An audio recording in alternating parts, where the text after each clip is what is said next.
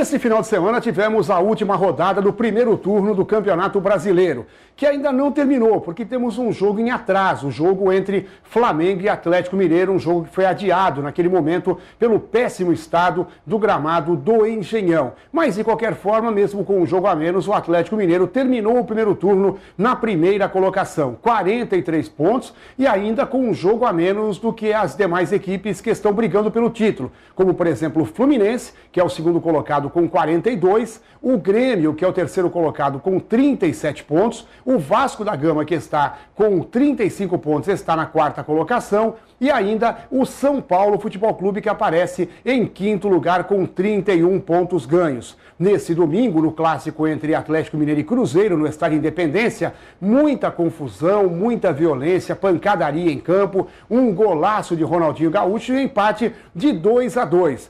Mesmo mantendo a primeira colocação do campeonato e jogando contra um rival de estado, o Cruzeiro, o técnico Cuca saiu de campo reclamando muito da arbitragem.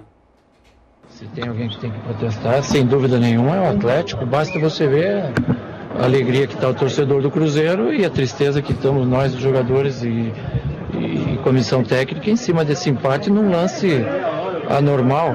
E define jogo, né? Tinha tudo aqui para estar comemorando uma grande vitória, uma falta absurda, não é uma faltinha duvidosa, é uma falta absurda, passiva de cartão, e não é dado a falta. Você, aos 49, daí dá mais um minuto, o gol é feito nesse minuto a mais, no momento em que a gente está com 8 jogadores em campo, são 3 a menos do jogo, o Júnior César, né? E o lance do Júnior César, que ele saiu machucado, que foi onde começou a pressão, o Tinga empurra com as duas mãos o Serginho para cabecear, isso fica muito claro. E aí, lógico que a arbitragem do Nielson era, na minha opinião, muito boa, e no final ele se perdeu devido à pressão enorme que foi exercida de maneira até incorreta em algum momento, e acabou no final favorecendo um lance irregular, o empate do Cruzeiro, e por isso o Cruzeiro comemora o empate. Com um ponto a menos que o Atlético Mineiro está o Fluminense, que ganhou do Vasco pelo placar de 2-1 em clássico disputado no sábado à noite. O técnico Abel Braga falou que o time teve que ser bem humilde para conquistar a vitória e elogiou principalmente Thiago Neves, que marcou os 2 gols de seu time. O Thiago, há muitos jogos, vem recebendo muitas críticas e todos os jogos ele está em campo. Então, eu hoje não preciso falar do Thiago. Ele fez 2 gols. Eu falei do Thiago antes, quando ele vinha tomando as críticas. E eu tomei a frente dele, porque sei do excepcional jogador. Você viu, inclusive, que houve a troca, inversão de lado, do primeiro para o segundo tempo dele com o Ney. Mas, principalmente, o melhor posicionamento do Wagner fez a equipe crescer. Nós, no primeiro tempo, parecíamos uma equipe que tinha se juntado antes do jogo, ninguém conhecia ninguém.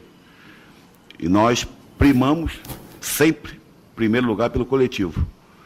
Segunda equipe, a equipe teve muito bem. Depois do gol, né, porque foi logo a seguir, não deu nem para o Vasco sentir o impacto do nosso gol e conseguiu empatar. Se atiraram, nós tivemos 2, 3 contra-ataques muito bons. E acho que foi uma vitória da humildade. Por quê? Meu time, eu disse para vocês, falei para eles, estava parecendo um bando no primeiro tempo. E quando se organizou, conseguiu chegar à vitória. E não é contra um adversário qualquer, é um adversário de grande qualidade.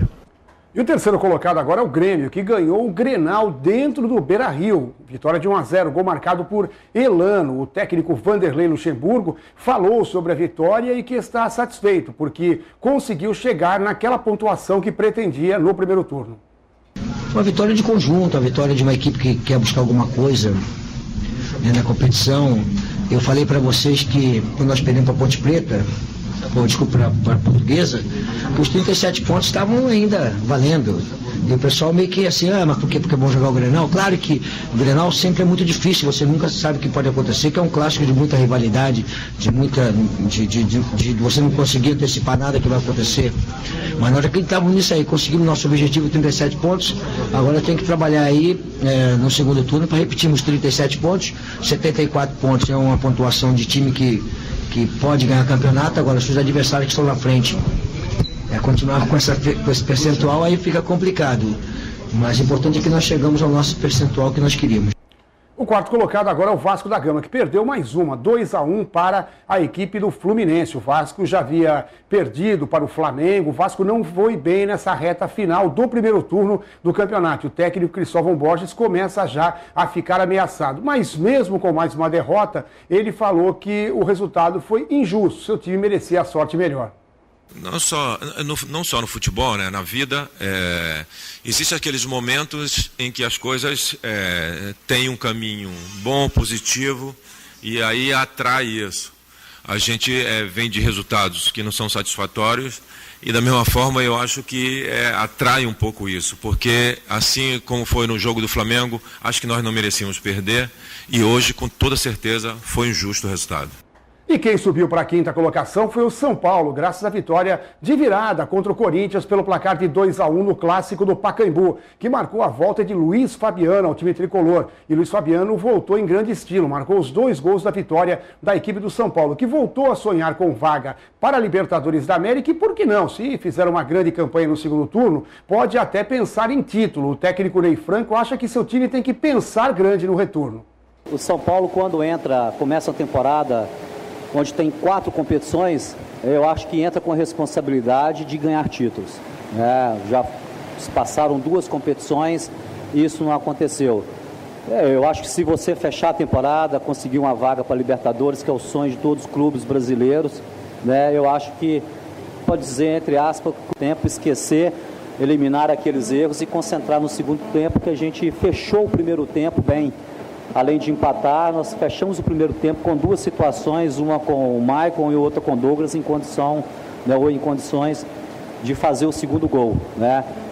Então ali, aqui os 2 lances finais do primeiro tempo, nos deu uma luz que a gente poderia fazer um segundo tempo, e foi dessa forma. O segundo tempo a gente foi melhor, nós aproveitamos o momento, a gente fez o nosso gol, e por isso nós estamos aí nós estamos comemorando muito essa vitória, o principal pelos 3 pontos, mas também pela mudança de atitude da equipe dentro do jogo.